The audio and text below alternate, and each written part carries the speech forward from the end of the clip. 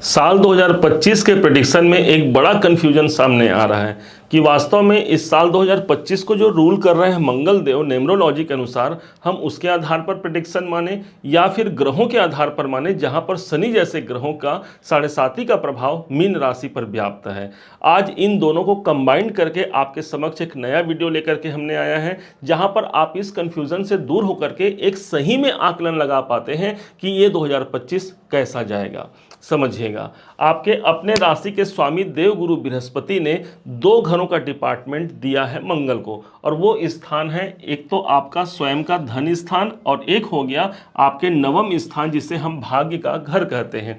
चूंकि 2025 को यदि काउंटिंग किया जाए तो यहाँ पर 9 नंबर निकल के आता है। अब 9 नंबर के हिसाब से हमारा दसम भाव इस साल 2025 में सबसे ज़्यादा प्रभावी रहेगा। अब बारी बारी से समझिएगा कि वास्तव में होना क्या है। इस 2025 में मंगल हमारे धन भाव को रूल कर रहे हैं, और उससे ही बड़ी बात हो गई कि आपके राशि के स्वामी गुरु के मंगल के संग जो मित्रता है वो सबसे अच्छी मित्रता है। इसलिए इस साल का जो बेहतर परिणाम मिलेगा वो धन से जुड़े हुए कार्य यहाँ पर पूरे होंगे। इस समय पर बैंकों में हमारे धन संचित होते हैं, घर में हमारे धन संचित होते हैं, हम पैसा इस समय पर जमा कर पाते हैं। यदि फैमिली को लेकर के, कुटुंब परिवार को लेकर के कोई अशांतियां व्याप्त थी तो ये साल 2025 हमें फैमिली के रूप से एक पॉजिटिव वातावरण को क्रिएट करके देने वाला है।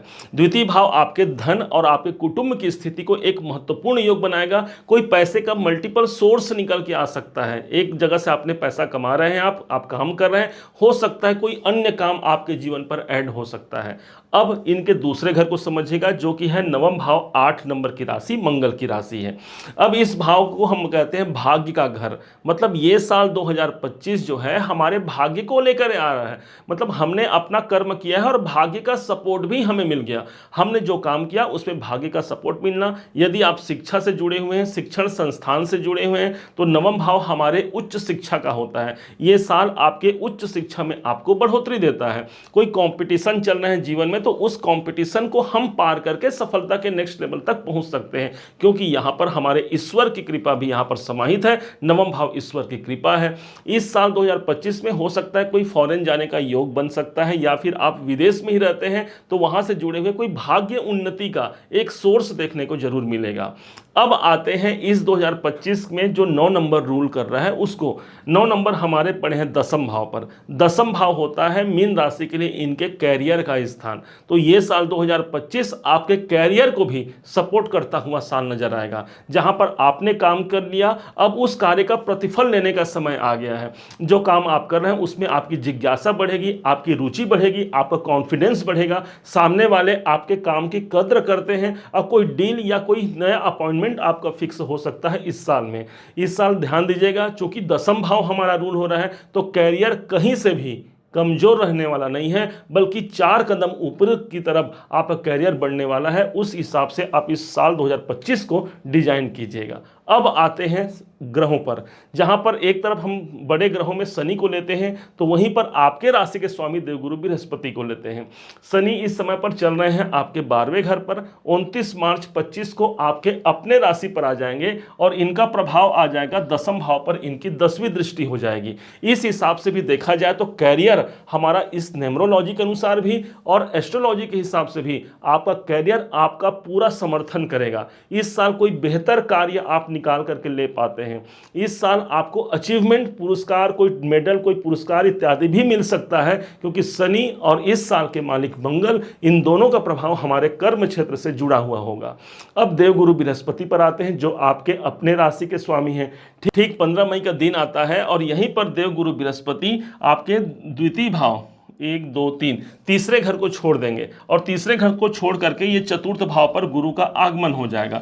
अब यहां से गुरु जब चतुर्थ भाव पर रहेंगे तो उनकी दृष्टि कहां जाएगी? उनकी दृष्टि जाएगी ठीक दसम भाव पर, जहां पर इस साल के मालिक 9 नंबर भी बना हुआ है, शनि की दृष्टि भी आ रही है और ऊपर से आपके राशि के स्वामी की दृष्टि आ गई। ये साल आप यकीन मानिए कैरियर में एक बहुत बड़े ग्रोथ को लेकर आ रहा है, बहुत बड़े ऊंचाइयों को लेकर आ रहा है, जहां पर गुरु का समर्थन भी हमको मई से मिलने जा रहा है। इस साल कोई प्रॉपर्टी से जुड़े हुए कार्य हो सकते हैं, कोई प्रॉपर्टी बेचना है या खरीदना है, या फिर आप प्रॉपर्टी से जुड़ा हुआ कोई बिजनेस करते हैं, रियल एस्टेट में आप हैं, इन सब लोगों को यहां पर भर भर के लाभ मिल सकता है, क्योंकि गुरु, शनि और इस साल के स्वामी मंगल, तीनों का कॉम्बिनेशन हमको एक पॉजिटिव सिचुएशन की ओर आगे ले जाता है।